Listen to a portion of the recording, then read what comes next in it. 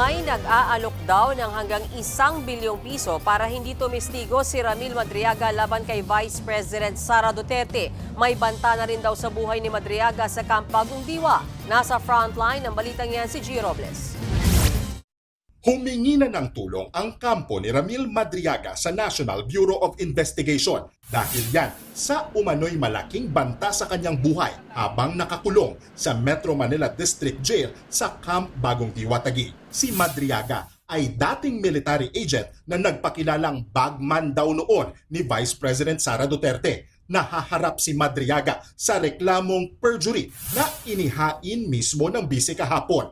Bukod pa ito sa kasong kidnapping na kinakaharap niya kaugnay ng pagiging leader umano ng isang kidnap for ransom group. Ayon sa abogado niyang si Attorney Raymond Palad, March 3 umano nang may makaharap si Madriaga na kapwa preso na tila may masama umanong balak sa kanya. Habang naglalakad siya doon sa second floor ng Annex 2 sa Delta area, bigla siyang hinarang ng isang malaking lalaki.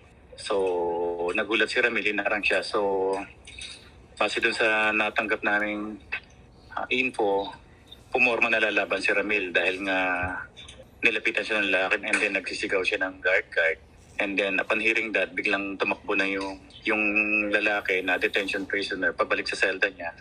Ang kwentong yan ni Madriaga agad pinabulaanan ni Bureau of Jail Management and Penology spokesperson J-Rex Bustinera.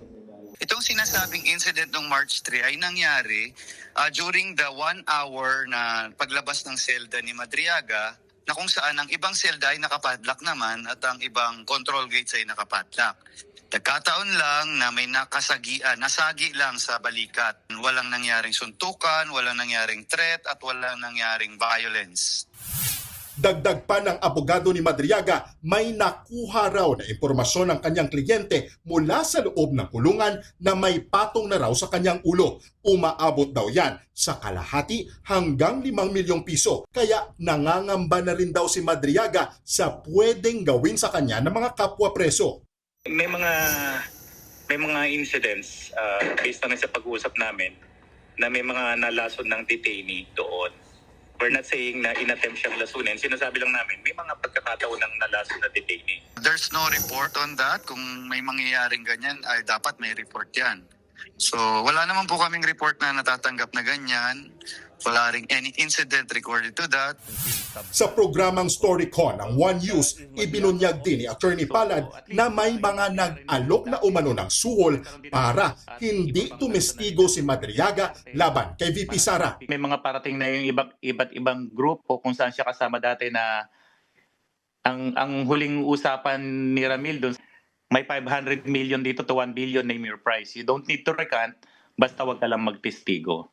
Ang kumausap daw dyan kay Madriaga, posibleng kaklase niya dati sa College of Law o kaya na may kapwa-miyembro ng Inday Sara is My President movement. Nagkausap daw sila sa telepono ng BJMP nitong Pebrero matapos may magbigay sa kanyang asawa ng tatawagang number. Gusto na raw sanang tanggapin ng asawa ni Madriaga ang pera, pero gusto raw ni Madriaga na ituloy ang laban.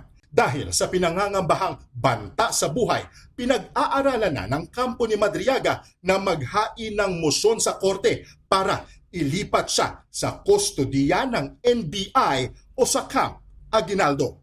Nagbabalita mula sa Frontline, Gio Robles, News 5. Mga kapatid, Mean Los Baños po, huwag magpahuli sa mga balita at impormasyong dapat ninyong malaman. Para sa mas malawak na balitaan at diskusyon, mag-follow at mag-subscribe na sa social media pages ng News 5.